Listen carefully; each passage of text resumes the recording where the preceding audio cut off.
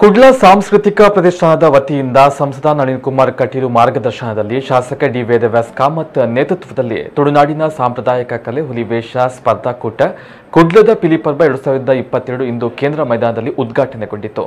ದಕ್ಷಿಣ ಕನ್ನಡ ಜಿಲ್ಲಾ ಉಸ್ತುವಾರಿ ಸಚಿವ ವಿ ಸುನೀಲ್ ಕುಮಾರ್ ದೀಪ ಬೆಳಗಿಸುವ ಮೂಲಕ ಪಿಲಿಪರ್ಬ 2022ಕ್ಕೆ ಚಾಲನೆ ನೀಡಿದರು.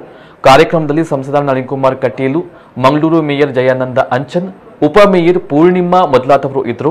ಈ ಪಿಲಿಪರ್ಬ ಯಾರಿಗೂ ಸ್ಪರ್ಧೆಯನ್ನು ನೀಡಲು ಮಾಡಿರುವಂತಹದ್ದು ಅಲ್ಲ, ಎಲ್ಲಾ ಕಡೆಗಳಲ್ಲಿ ನಡೀತಾ ಇರುವಂತೆ ನಮಗೂ ಮಾಡಲು ಉತ್ಸಾಹ ಬಂದಂತಹ ಹಿನ್ನೆಲೆಯಲ್ಲಿ ಮಾಡಿದ್ದೇವೆ.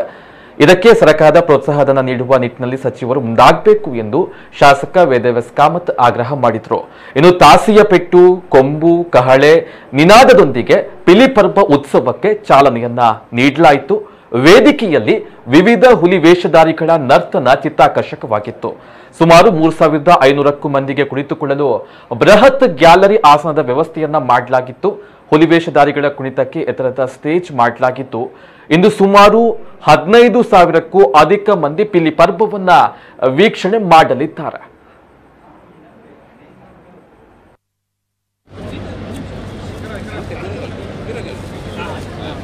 ಊದುಪಾಡಿನ ಕಾರ್ಯಕ್ರಮವು ಅದಿತ್ತೊಂದು ಶ್ರದ್ಧಾ ಭಕ್ತಿಡೆ ಕೊರಡು ಬಂದಿನಂಚಿನ ಉದ್ದೇಶಡೆ ಸಂಯೋಜಕರೇ ಅಜತ್ತಿದೆ ಈ ಕ್ಷೇತ್ರದ ಸಾಧನೆ ಮಂದಿನ ಕೊಳಗು ಇತ್ತಿನಂಚಿನ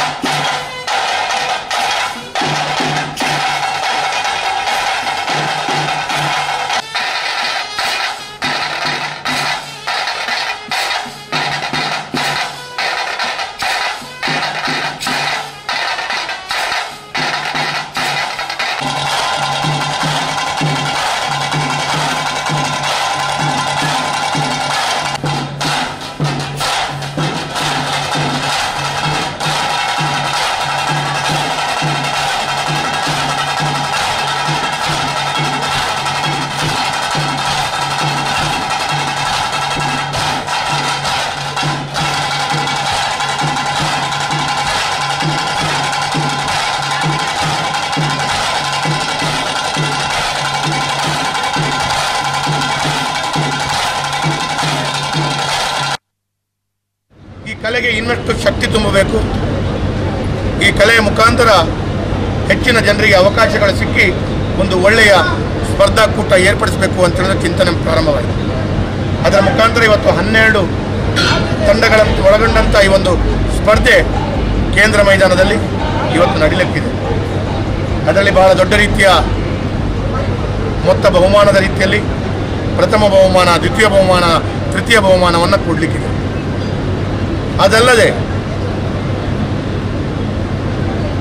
ಉಳಿದಂಥ ಭಾಗವಹಿಸಿದ ತಂಡಕ್ಕೆ ಕೂಡ ಒಂದು ಉತ್ತಮವಾದ ಗೌರವಾನ್ವಿತ ಮೊತ್ತವನ್ನು ಕೂಡ ಕೊಟ್ಟು ಅವರಿಗೆ ಶಕ್ತಿಯನ್ನು ತುಂಬುವಂಥ ಕೆಲಸ ಕಾರ್ಯಗಳನ್ನು ನಮ್ಮ ಪ್ರತಿಷ್ಠಾನ ಇವತ್ತು ಮಾಡ್ತಾ ಇದೆ.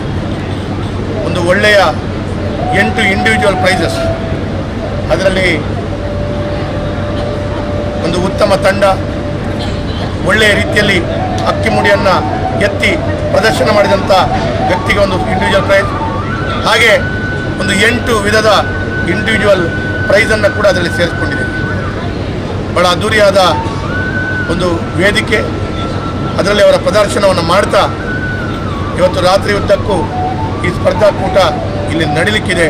ಅದರ ಮುಖಾಂತರ ಈ ಕರಾವಳಿಯ ಈ ತುಳುನಾಡಿನ ಈ ಕಲೆಗೆ ಭಾಳ ಹೆಚ್ಚು ಒತ್ತನ್ನು ಕೊಡಬೇಕು ಅಂತ ಚಿಂತನೆಯೊಂದಿಗೆ ಇನ್ನು ಮುಂದೆ ಕೂಡ ಸಂಸದರ ಮಾರ್ಗದರ್ಶನದಲ್ಲಿ ಕುಡ್ಲ ಸಾಂಸ್ಕೃತಿಕ ಪ್ರತಿಷ್ಠಾನ ಹಲವು ಕಾರ್ಯಕ್ರಮಗಳನ್ನು ಮಾಡಲಿಕ್ಕೆ